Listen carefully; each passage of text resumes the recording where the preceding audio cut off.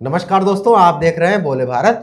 UP की सुर्खियों के साथ रोज की तरह मैं अनुराग, हमारे साथ बातचीत के लिए मनीष जी। नमस्कार। मनीष जी, भारत रत्न की मांग को लेकर जो सियासत है वो यूपी में अब लगभग हर हफ्ते हो रही है। कांसीराम को भारत रत्न लेकर देने की मांग को लेकर किस तरह क्या हुआ था, कांग्रेस ने प्रस्ताव पास किया, बीएसपी के तो वो महापुरुष ही हैं और दूसरे लोगों ने भी, गैर राजनीतिक संगठनों ने अब मांग की जा रही है। भारतीय जनता पार्टी के दिल्ली से सांसद मनोज तिवारी ने कहा है कि मंगल पांडे, जो कि पहले स्वतंत्रता संग्राम के नायक थे, बिल्कुल, उनको भी जल्द से जल्द भारत रत्न दिया जाए। जाहिर सी बात है। देखिए, कांसीराम के साथ साथ एक और भारत रत्न की मांग तेज हो गई है और 2027 के विधानसभा चुनाव तक इसमें एक दो नाम और जुड़ जाएं तो कोई बहुत चौंकने वाली बात नहीं है, अनुराग। और इस मामले पर जो मनोज तिवारी ने मांग की है उस पर तमाम दलों की प्रतिक्रियाएं भी आई हैं। मसलन डिप्टी सीएम ब्रजेश पाठक से जब इस बारे में सवाल पूछा गया तो उन्होंने मनोज तिवारी का समर्थन किया और उन्होंने कहा कि क्यों नहीं। अच्छा है, बहुत अच्छा है। मंगल पांडे जी ने तो देश को स्वतंत्रता दिलाने में बहुत बड़ी भूमिका निभाई। भाई, प्रथम स्वतंत्रता संग्राम के नायक रहे मंगल पांडे। पूर्वांचल से आते हैं, बलिया के, और बागी बलिया मंगल पांडे की वजह से ही नाम पड़ा बलिया का। हाँ, और बैरकपुर छावनी से वो कई जगहों से जोड़े जाते हैं। बिल्कुल, पूर्वांचल के थे वो, और हाँ, कई जगहों लेकिन कांग्रेस की प्रतिक्रिया जो है वो समझने वाली है। कांग्रेस के प्रवक्ता हैं सुरेंद्र राजपूत, उनसे जब इस बारे में पूछा गया तो उन्होंने बहुत टॉन्ट करते हुए कहा कि अरे बिल्कुल दिया जाना चाहिए, वो हमारे महानायक रहे हैं। बेहतर बात है, अच्छी बात है, होना चाहिए। मंगल पांडे जी हमारे प्रथम स्वतंत्रता संग्राम सेनानी के नायक हैं। उनको अगर भारत रत्न भाजपा की सरकार देने की बात करती है तो निश्चित तौर पर वो एक अच्छी पहल है। लेकिन मनोज तिवारी मंगल पांडे को भारत रत्न दिए जाने की मांग मीडिया में क्यों कर रहे हैं? वो जबकि भाजपा के सांसद हैं, केंद्र में मोदी सरकार है। भारतीय जनता पार्टी की कार्य समितियां जो है पार्टी के फोरम पर भी कर सकते हैं। नहीं, उन्होंने एक सुझाव दिया है कि मनोज पांडे अपने लेटर हेड पे इस बात को प्रधानमंत्री को चिट्ठी लिखें कि उन्हें दिया जाए। देखिए, मंगल पांडे को भारत रत्न दिए जाने के मसले को यूपी में चल रही ब्राह्मण राजनीति से भी जोड़कर देखा है। कांसीराम वाला मसला दलित राजनीति से जोड़ा जा रहा था और मंगल पांडे वाला मसला ब्राह्मण राजनीति से जोड़ा जा रहा है। बिल्कुल। तो ये सब बयानबाजी है। खैर, ये सब दिलचस्प होता है। नहीं, लेकिन इसमें एक दुर्भाग्यपूर्ण पहलू है कि देश के सर्वोच्च नागरिक सम्मान को इस तरीके से सियासत से जोड़ दिया गया है।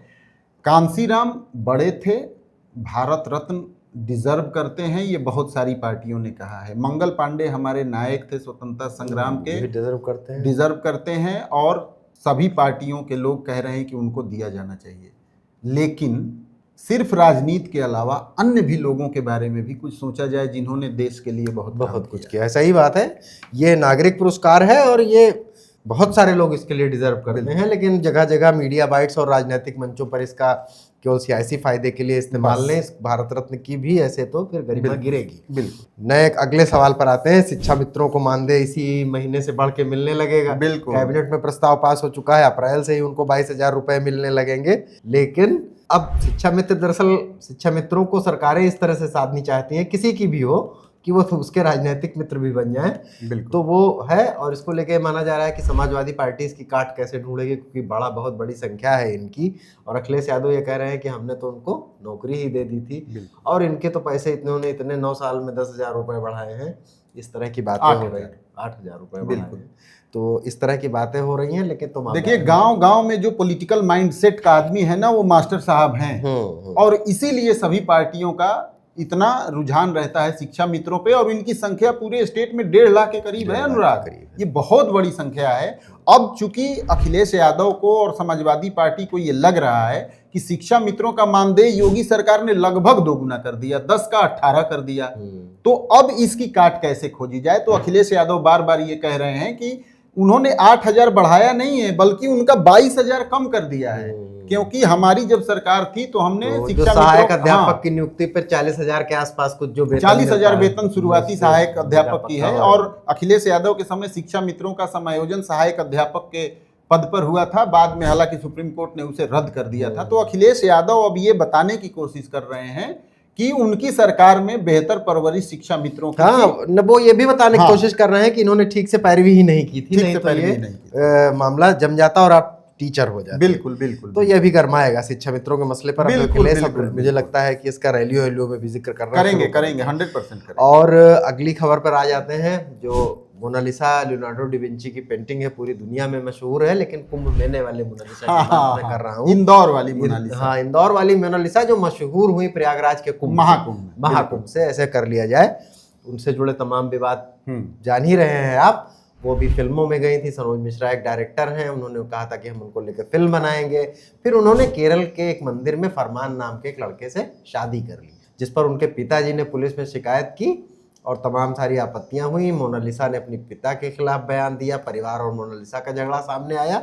और इन सबको लेकर जो सब ये सब कुछ हुआ था, उसमें राष्ट्रीय जाति जनजाति आयोग ने एक जांच की, क्योंकि उसमें पिता ने यह भी कहा था कि वो तो अभी नाबालिग है। और राष्ट्रीय जनजाति आयोग की जो जांच हुई है उसमें पाया गया है कि वो महेश्वर के उनके स्कूल के जो सर्टिफिकेट है सब कुछ निकाला गया, उसमें वो 16 साल कुछ दिन की ही निकली है। ऐसे में वो नाबालिग हैं और चूंकि उन्होंने शादी की है, तो अब ये हो रहा है कि क्या पास्को एक्ट, जो इस तरह के पास्को एक्ट में प्रावधान है, फरमान पर उस तरह के मुकदमे होंगे और फरमान साहब पे जेल जाने का मतलब खतरा बढ़ रहा है। असल में नाबालिग जब किसी व्यक्ति को घोषित किया जाता है तो उसका अपना मैंडेट लीगल नहीं होता। वो तो पुराना नियम है। बिल्कुल पुराना नियम है। इसी अब घर वाले चूंकि इस शादी के खिलाफ थे, तब उसकी कंसेंट या वो मायने नहीं रखती है। ये है लीगल पॉइंट। तो ऐसे में घर वाले जो तहरीर देंगे उसी हिसाब से लीगल प्रोसीडिंग आगे बढ़ेगी, उसी हिसाब से पुलिस आगे बढ़ेगी और जाहिर तौर पर वो इस शादी के खिलाफ तो फरमान के खिलाफ ही अपना आवेदन देंगे। अरे इसमें क्या क्या नहीं हो रहा है, लव जिहाद, लेकिन फलाना लाना, लेकिन एक बात समझ में आ रही है अनुराग, कि जो उसके स्कूल के दस्तावेज का हवाला दिया जा रहा है उसकी सत्यता प्रमाणित कैसे होगी या उसकी होनी चाहिए। क्योंकि मोनालिसा देखिए आज बहुत फेमस हो गई कुंभ के बाद से, लेकिन जिस बैकग्राउंड की वो रही है उस बैकग्राउंड के लोग जन्म प्रमाण पत्र बनवाते हों और स्कूलों में इतनी कम उम्र में उनका दाखिला हो जाता हो। यदि स्कूल में उसका दाखिला था तो एक नाबालिग बच्ची कुंभ के मेले में माला क्यों बेच रही है? का स्कूल ड्रॉप आउट बच्ची भी कह सकते हैं। हाँ बिल्कुल है, क्योंकि ऐसी तो इस ओर भी देखना होगा। अब इसमें देखिए आगे की जांच जब बढ़ेगी तो एक बोन टेस्ट होता है जिससे उम्र का भी अंदाजा लगता है। यही मांग शायद करें फरमान और उनका वकील साहब लोग। खैर ये सब इसलिए भी है क्योंकि मोनालिसा तो वायरल चल रही हैं और पिछले करीब हफ्ते 10 दिन से उनके साथ लगातार विवाद जुड़े हैं। और अब SIR, आज अंतिम मतदाता सूची का प्रकाशन हो जाएगा। कि मनीष जी, ये जो अंतिम मतदाता सूची के प्रकाशन हुआ है, इसके हिसाब से आप यूँ समझ लीजिए कि जो चुनाव पिछली वोटर लिस्ट से हुए थे उसमें से करीब 2 करोड़, सही आंकड़ा यह है कि करीब 2 करोड़ 4 लाख मतदाताओं के नाम कट गए हैं। पिछले चुनाव में जो वोटर लिस्ट थी उसमें करीब 15 करोड़ 44 लाख के आसपास मतदाता थे और अब जो नई मतदाता सूची का प्रकाशन हुआ है इसमें 13 करोड़ समथिंग कुछ मतदाता हैं। अब इस तरह से 2 करोड़ मतदाताओं के नाम कटे हैं और चुनाव आयोग का कहना है कि करीब 84,28,000 के आसपास मतदाता इसमें जुड़े भी हैं।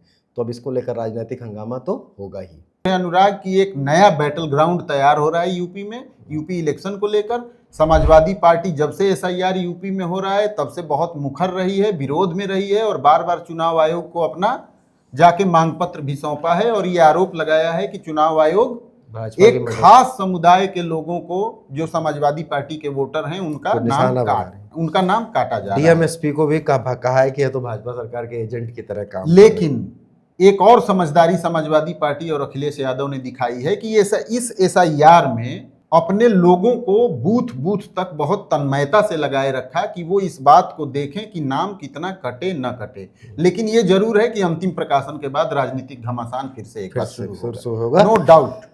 थोड़ा सा लास्ट में चलते चलते मौसम की बात कर लेते हैं। अब कहा जा रहा है कि कई दिनों से बिगड़ा मौसम अब साफ रहेगा और गर्मी जरा बहुत तेजी पकड़ेगी। तो क्या है, जरा गर्मी ने तेजी पकड़ना शुरू कर दिया है अनुराग। उत्तर प्रदेश से फिलहाल जो मौसम विभाग का अनुमान है उसके मुताबिक कहीं भी अब बारिश या बिगड़े मौसम का अब रूप देखने को नहीं मिलेगा और दिनों दिन तापमान में बढ़ोतरी होगी। लेकिन सबसे चौंकाने वाली बात यह है कि जो इलाका इन दिनों में सबसे ज्यादा गर्म रहा है वो पूरे देश में सबसे ज्यादा बीती रात को ठंडा रहा है।